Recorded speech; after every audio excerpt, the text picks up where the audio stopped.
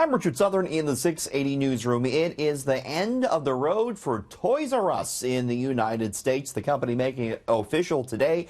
Its 700 plus U.S. stores are going to close for good. An end of an era. Toys R Us been around for 70 years in the States, but struggling under a mountain of debt. It's going to close. 33,000 people to lose their jobs. Different story here in Canada. The Canadian stores are remaining open for now. And we did get a new statement in from Toys R Us Canada today that says it is, quote, unaffected by the U.S. store liquidations. It says it is stable and profitable, is a separate entity than the U.S., and is in active discussions regarding a transaction that would see the acquisition of the entire Canadian business. There is a possible sale in the works here, reportedly. It is a group of toy makers that have banded together that are trying to buy the Canadian Toys R Us stores, all 82 of them, which are, by all accounts, profitable in opposition to what we're seeing in the U.S. So, business as usual for the Canadian Toys R Us stores. They're still accepting gift cards, warranties, and the like. We'll continue to follow this story. Meantime, the next time you talk to the Bank of Montreal, ask the bank a question, you might be talking to a computer. BMO says it is launching chatbots that will field questions for its customers via Facebook Messenger and Twitter. Chatbots have been fed 250 of the top consumer questions. Of course, you can still talk to a live person, but this is what banks want to get into more and more as customers increasingly contact their bank via mobile phones and computers.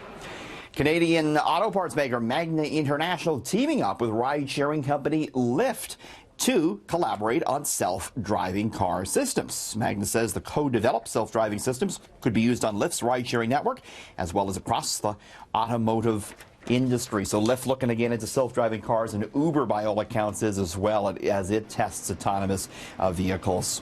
The largest owner of U.S. radio stations filing for bankruptcy today. iHeartMedia, with a Chapter 11 filing in the U.S. It is struggling with $20 billion of debt.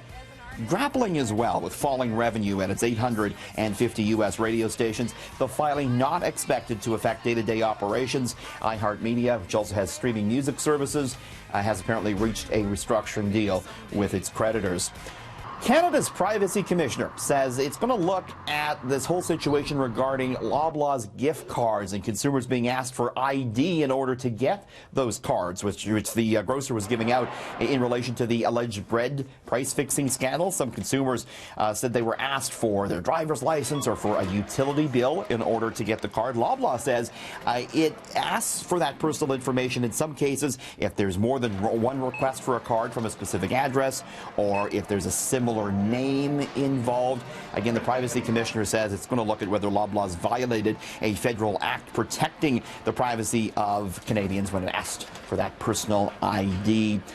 Finally, this is an interesting one. Walmart has filed a patent to perhaps have a fleet of drone bees pollinating crops. This is what they might look like. Walmart filing a patent for autonomous robotic bees. The drones would carry pollen from one plant to another using sensors and cameras to detect the location of the crops. Of course, the real human or live bee population, we should say, under threat. This may be a signal that Walmart is looking to gain more control over its food supply. And apparently this was a similar plot on the Black Mirror show on Netflix, and that, by all accounts, didn't end so well on that show. But Walmart may be giving it a shot anyways. In the 680 newsroom, Richard Southern, City News.